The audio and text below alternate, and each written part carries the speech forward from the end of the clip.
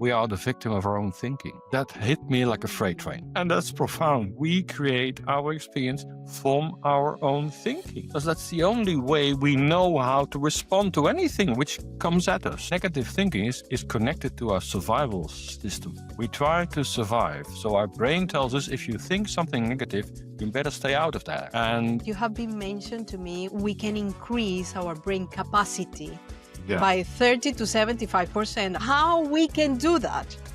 the sad thing is we have been conditioned to watch out for, I call them non-helping thoughts. It's a thought which makes you feel awful, or less than neutral at least.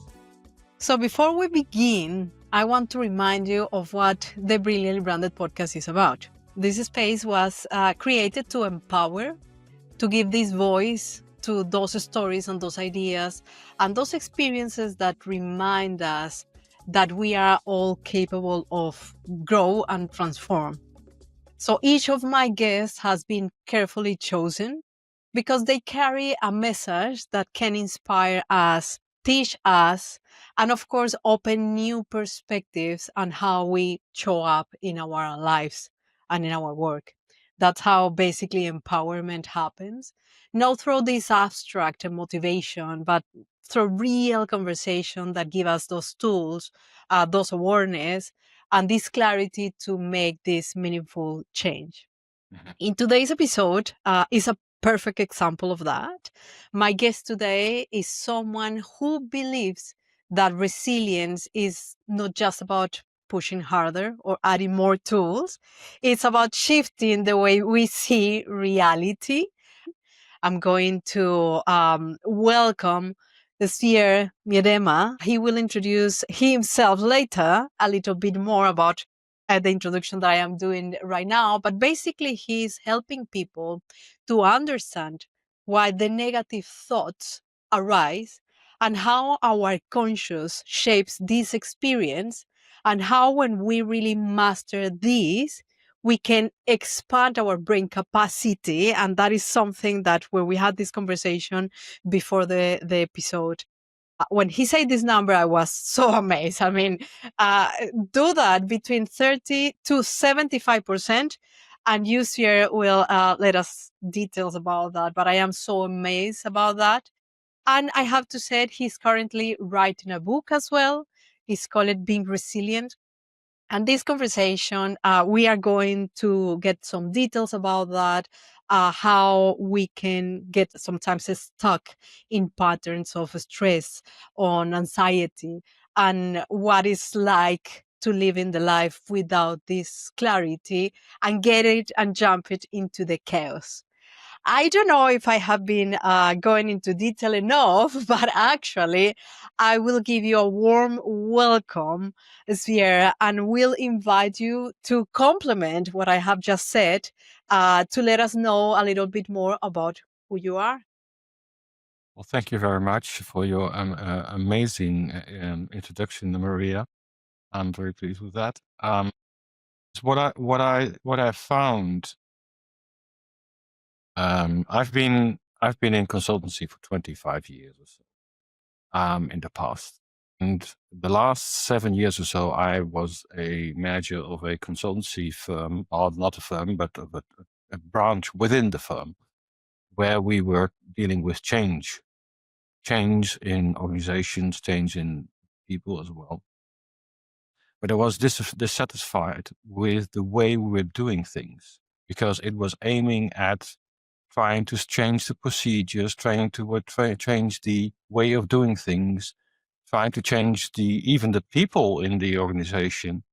But it wasn't about the people themselves. But changing the people in the places in the organization, but not the people themselves. And that was frustrating me, because I think change comes from inside, not from outside. Yeah, you are very right.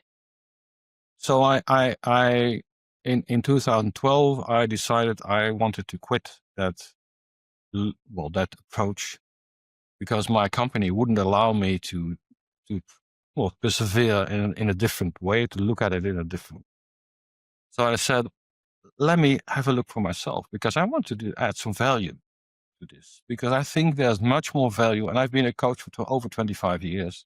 for many people and throughout my life, because I love it. I love people. I love being able to discuss things with people. So I went on a journey to find a way to see how this worked.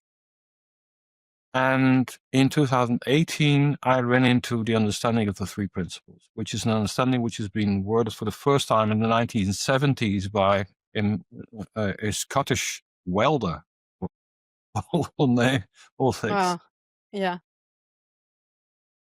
He was called Sydney Banks. You can find him on the internet. There's a lot of people who are working with his ideas and his approach, and so do I still. And what he said is, it is not the fact that we are this victim of the circumstances. No, we are the victim of our own thinking. Yeah. And that hit me like a freight train. Because for the first time, it still touches me, the first time in my life, I saw how this influences ourselves.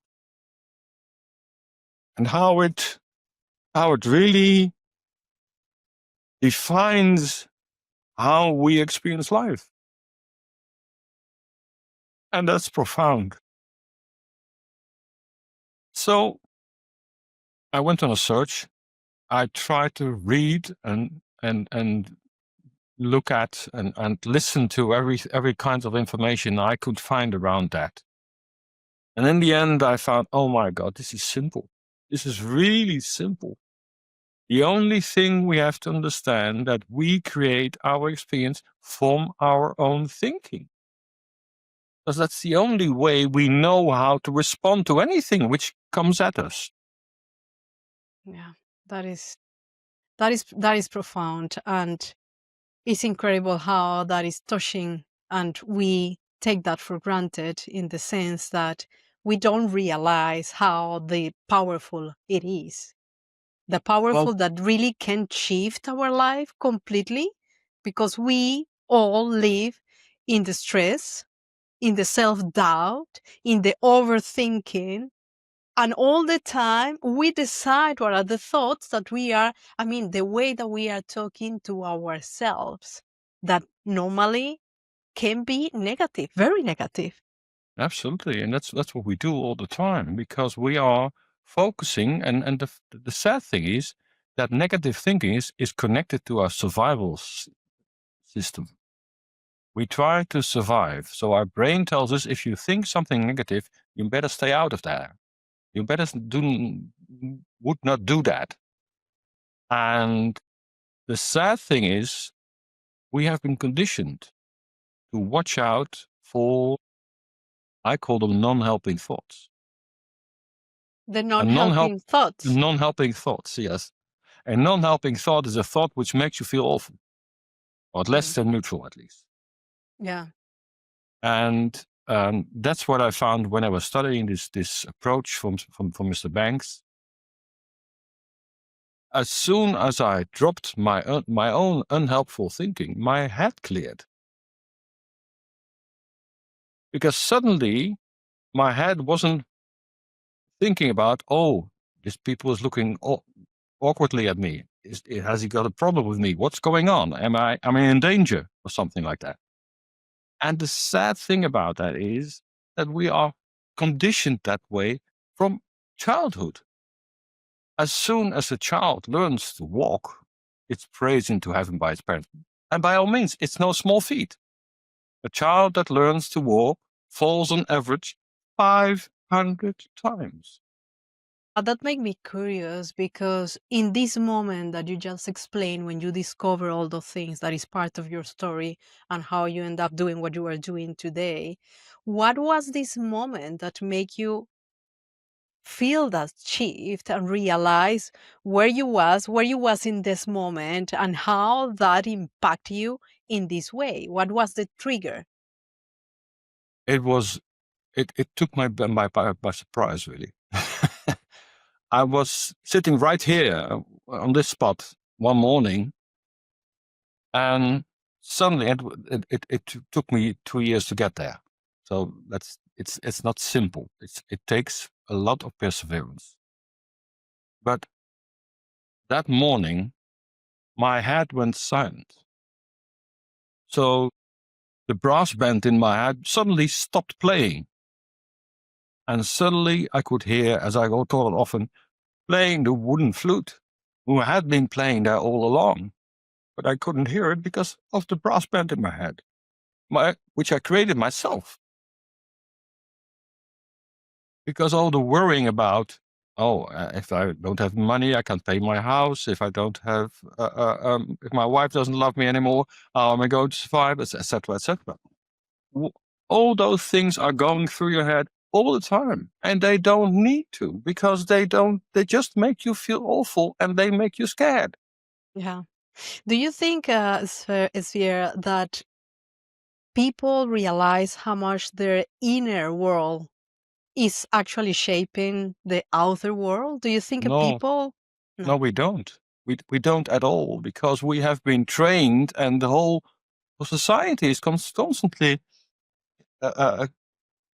confirming that you need to pay attention to your circumstances or everything around you. And you need to pay attention to that, because that's influencing your life.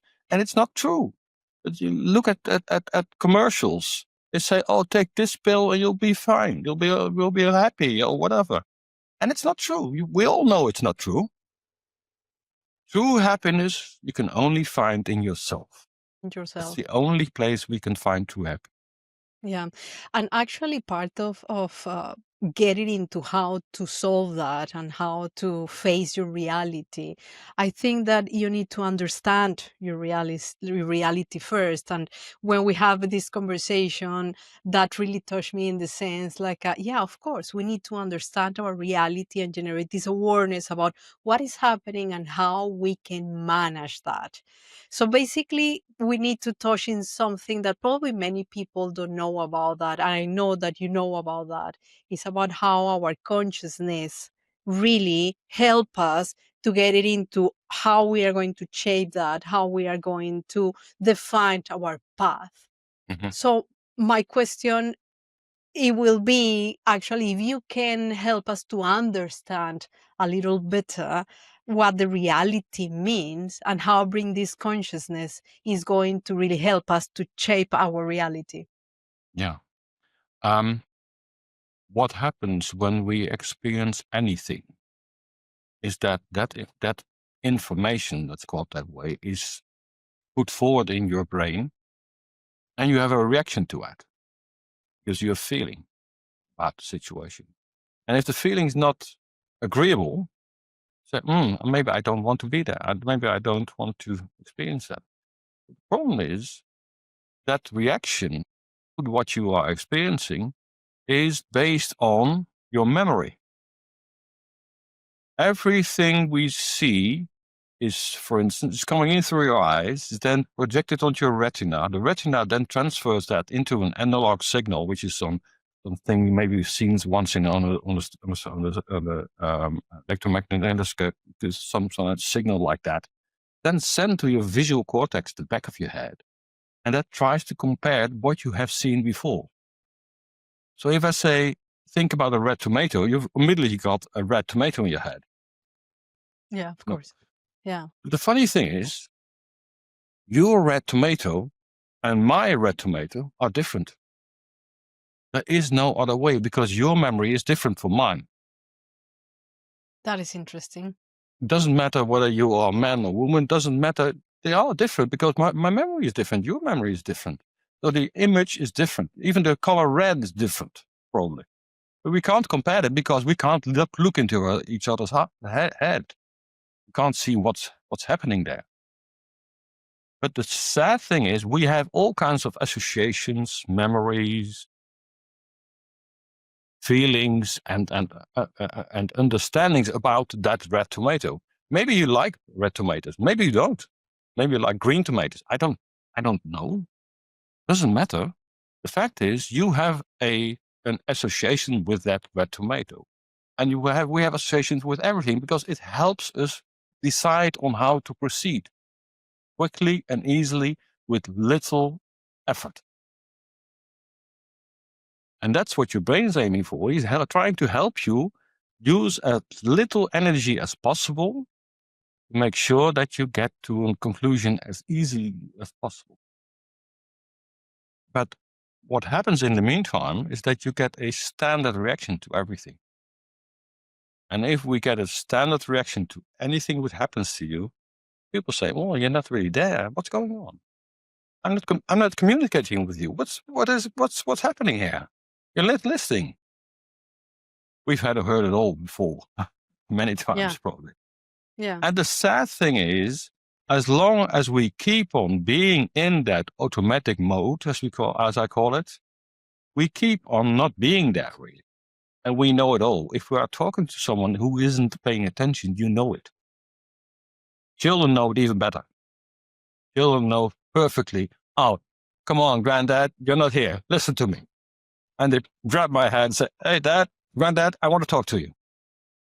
Yes, of course, because I was already thinking about something else. Nowadays, it doesn't happen so much to me anymore because I've taught myself to judge every thought that comes in. Does it make me feel okay or not?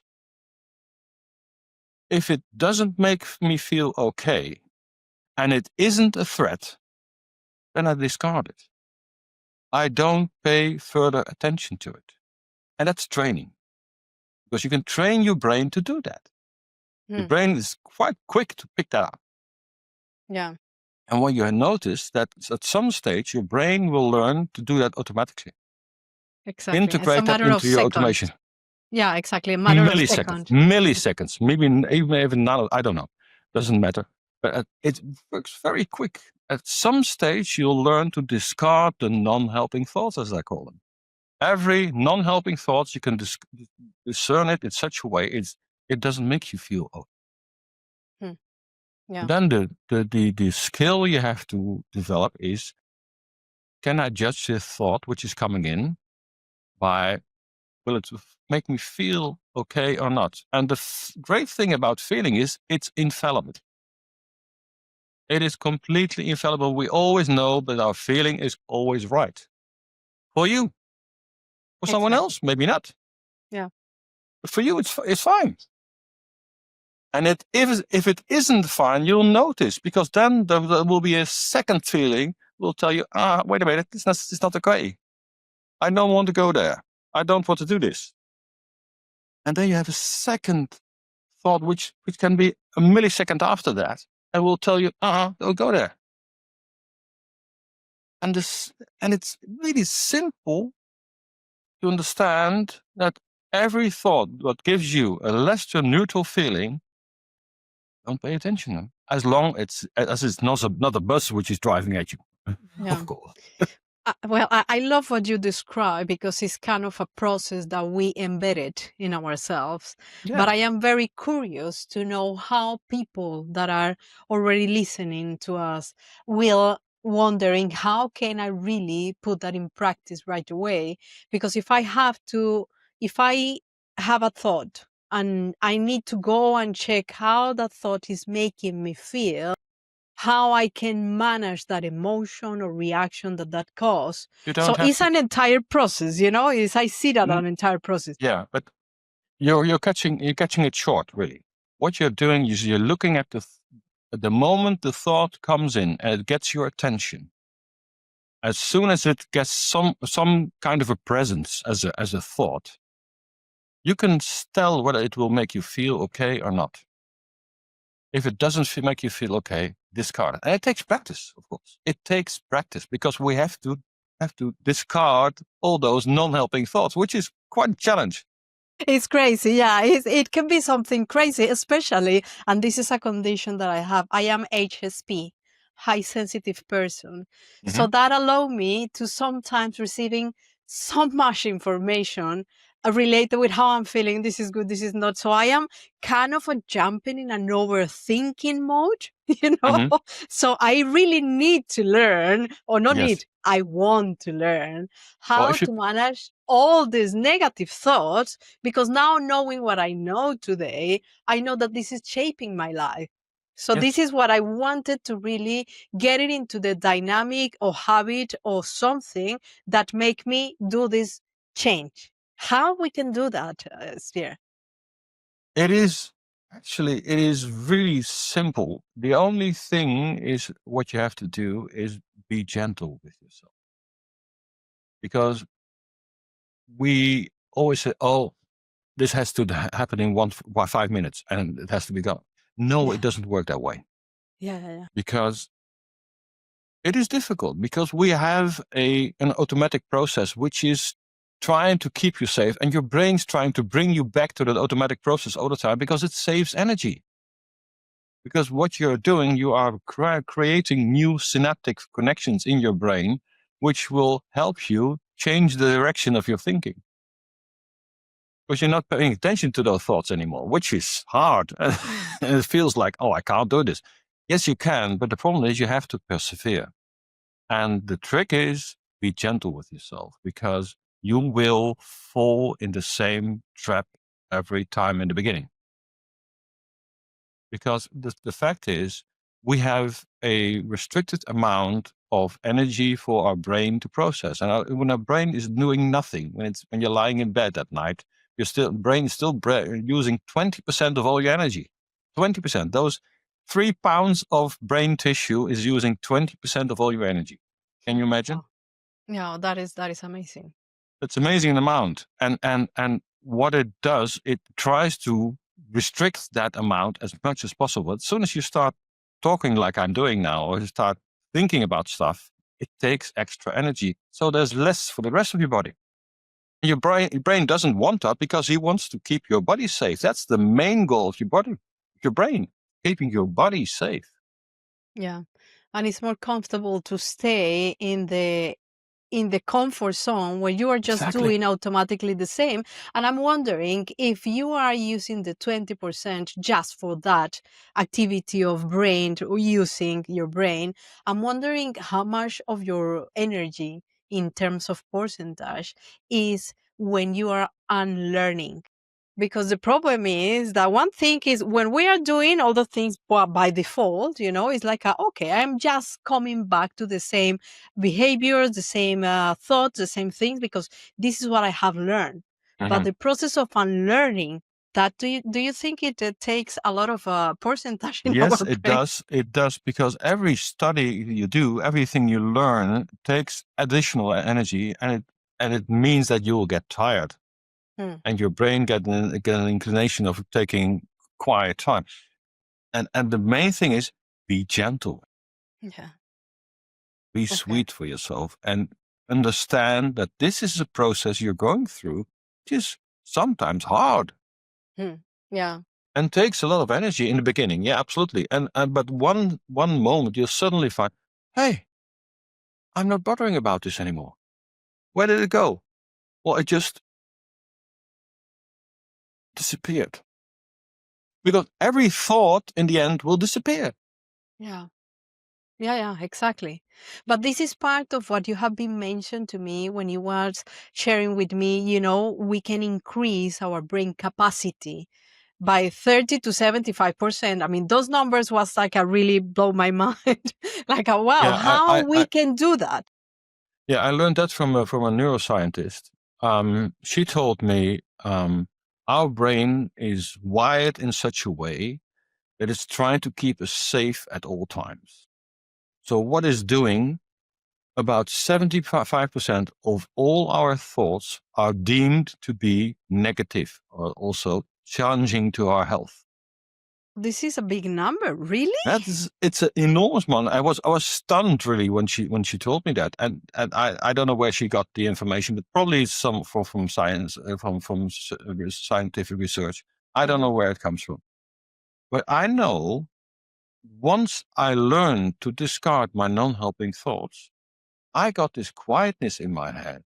I got this calmness in myself, so I can have ample time to think about stuff without any worries without any things that were getting in the way or something like that. And it shows that I get to a conclusion much quicker, much easier, because there are no non-helping thoughts in the way. It's not a clogged environment anymore because all the 75 of my non-helping thoughts are gone. So I get additional thinking capacity because of the fact that I don't pay attention to those anymore. And you'll find that really physically almost, that you get this space in your head. You feel that more or less. Yeah. Yeah. Yeah, and I just wanted to, because I become very curious about this, and you become a master in what you are practicing. So I guess if you are practicing negative thoughts, you end up just having a negative life and living this kind of life that is really canceling all the opportunities and all the options for you to think big, to really connect it in a different way. So for the people that wanted to know how to, because it's easy probably to say to someone, well, remove your negative thoughts, but No. there is probably something that you can say to them is not difficult, starting by that, no? Because say it is difficult is already a negative thought. So how we can replace that and do a different movement or technique that actually we can put it in practice right away. Yeah. Many people think that by pushing your negative thinking away, you'll get there, but you won't, because what you are actually doing is adding more negative thinking on top of the negative thinking which is already there, and you're only getting clogged. Okay, yes, So yes, makes the sense. trick is, and that's something which is entirely different from other approaches, although you find this in any religion, in Buddhism, in any spiritual approach, which is actually the same. Even the Stoics were thinking about this in a similar way. But what the major thing what Sydney Banks said is, we have a process which is there all the time. All our experiences are made from those three principles. A, you are alive. B, you have consciousness, so you can be, see, feel, hear, and smell, touch, etc. things, but you also can create an experience of that. And your thinking helps you to choose an action on what to do. And those three things always create your experience. And what you can do is understand how we create that experience, and then suddenly say, okay, I'm not going along with it. And start small. Start with one thought. I'm not going to pay attention to that thought anymore. And maybe it takes you 2 or 3 days, 4 days, maybe in a week, maybe 2 weeks. I don't know. It depends on how strongly it's ingrained in your thinking. But to start with one thought, which is bothering you. Could be, I always tell I had this lady who came to me who'd been suffering from panic attacks for 23 years. And so I had an introduction conversation with her, and she was quite impressed, and she said, okay, I want to work with you. Okay, that's fine. So in the end, she didn't have too much money, so we had a small conversation, 5 conversations. And after the 5 conversations, she said, Swier, do you know, I never had a panic attack after our first conversation, even before we started this program. What And did you how that do? happened? What did you do? You have a magic wand. Yes. Said, I don't have a magic wand. You have a magic wand. Yeah. We all have that magic wand. And the only thing you did is that you understood that you created your panic attacks every time, because a panic attack is always created from, oh, I don't want this to happen, or I want that to happen, or if that is going to happen, I'll be destroyed, or whatever it is. But it's always about the future. Yeah, you create your own reality that becomes your... In the end, we create our own reality by just more or less thinking it. Yeah, more complexity or more. And do you know one thing that I have been realizing actually recently? I was feeling a little bit confused in different things. And I contacted my personal coach, and I said, well, look, this is happening to me. And she was just listening of my words, what I was saying, how the way that I was expressing myself. And I was saying, I don't know how to do this, or I am not sure if this is going to happen. I mean, a series of thoughts around, and she just made me realize and said, okay, this what you mentioned right now, write it down, and then let's flip it, because you already know, because you have been there, you have been doing that already. So don't say I don't know. And it was just a negative expression about something that I already know, and I was kind of sabotaging myself. I realized. Yeah. And that was the week that you and I get in contact, and I was, I need to do this episode, because I will love to share this experience and to let the people know how powerful are we in our thoughts and in the narrative that we say to ourselves every day. We have no idea how powerful we are and how we create our experience all the time, every time. Yeah, great. And it's and the silly thing is, once you learn to discern between a helping and a non-helping thought, because a non-helping thought will always have the same 4 results. It'll make you feel awful. It'll cost you heaps of time because you're trying to solve it. It costs you heaps of energy because afterwards you will be spent. I don't know about you, when I've had a fight with my wife, I'm spent afterward. Luckily I don't have many fights anymore. We've been together for 40 years, but Okay. No worries. My husband I never fight with him, never argue. If he's listening, he will love him. and the last thing is, you always ask, I wonder afterwards, how did I get here? What happened? What? And that's something which David Bohm said. He was a scientist. He said, thought creates your world, and then it says, I didn't do it. Yeah. Yeah. And when you have a helping experience, it makes you feel great. It gives you energy. No, you know that too. If you're happy about something, it gives you energy. The sad thing, it's over before you know it. And afterwards, you'll be grateful you experienced it. Why on earth would you spend time and energy on non-helping thoughts? It doesn't make sense. It makes completely no sense at all. No sense. Yeah, you are completely right.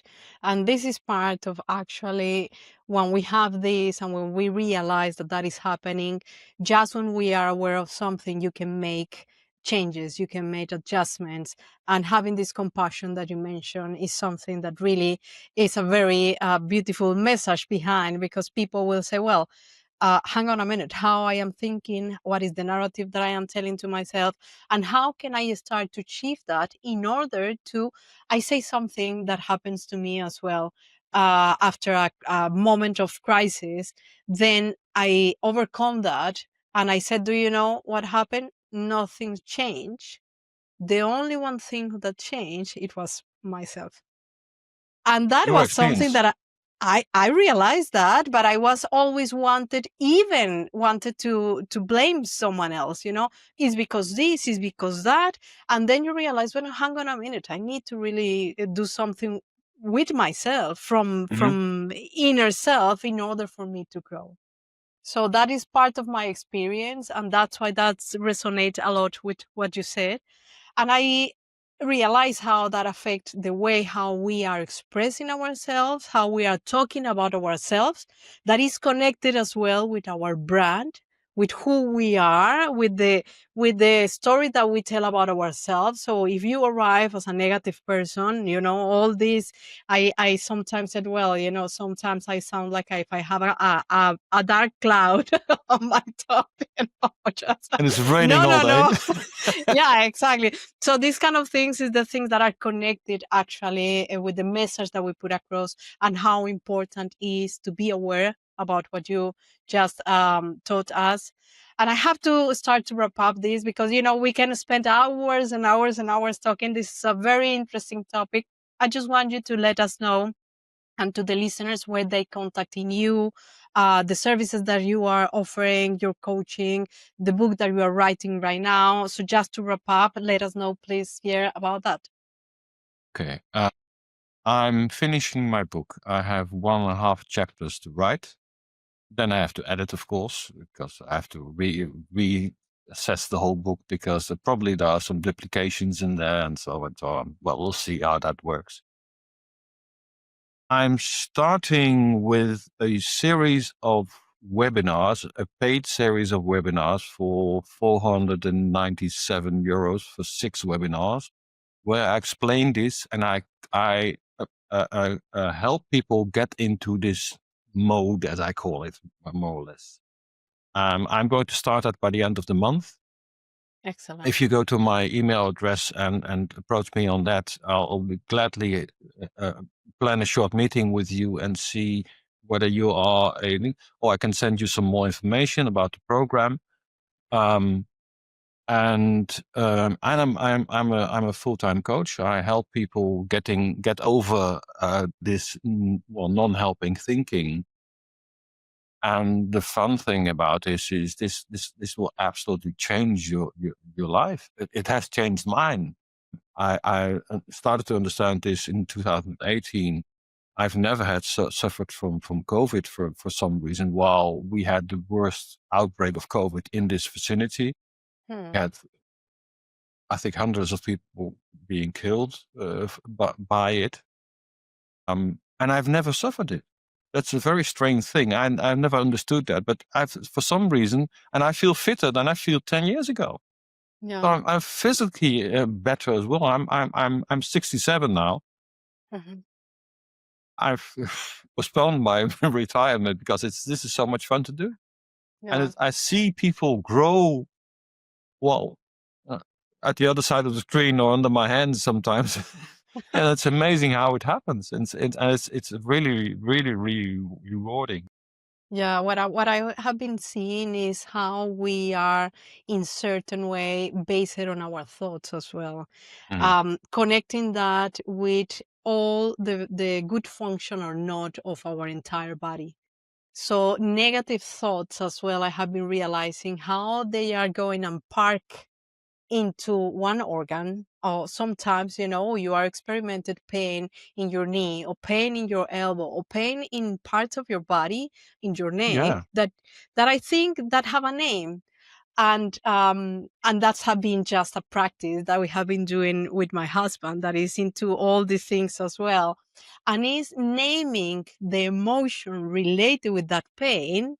And once you realize that that emotion is, for example, I'm having the pain in my neck, and he started to asking me, what is the emotion that you are carrying right now? And Mhm. I say, I don't know, probably anxiety. And he repeat again, so what is the emotion that is giving you that pain in the neck? And I say, anxiety. What is the emotion? Anxiety. And he say that like a 10 times. And believe me, the pain gone. So Mhm. I don't know the science behind that, but I think it's something in your body. I don't know what is happening. Probably, it's something a little bit holistic, but for me, it's working. There's a lot of scientific research doing in that field. Yeah. And I forgot his exact name, Matteo. Well, he said the body, no, it's not, it was a Dutch scientist. He said the body keeps the score. And it says if you have a trauma or traumatic experience, it wedges itself into your body somewhere, and you'll get the physical effect of that. As long as you don't get rid of that trauma, you keep on, and it might develop into something serious for some reason. Yeah. Yeah. And the amazing thing is that I have, well,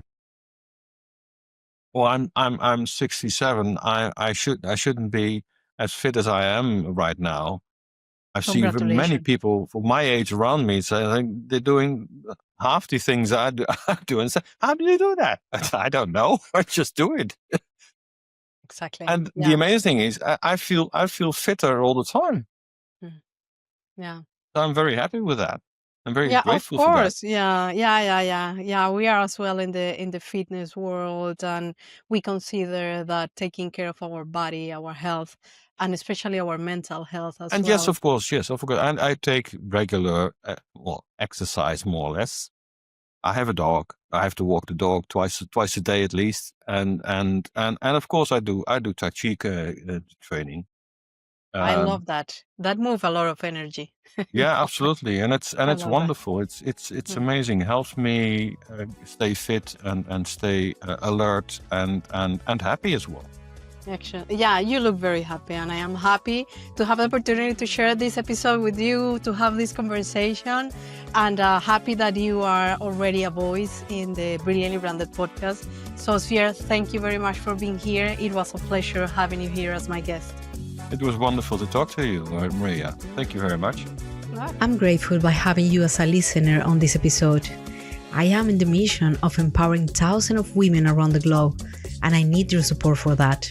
Help me to spread the voice by sharing this episode and subscribe to our social media channels. And remember, if you want to listen to exceptional stories and have someone that inspires you, please get in touch with me, because I would love to have them as a guest to learn from their experience and share their story with you next time.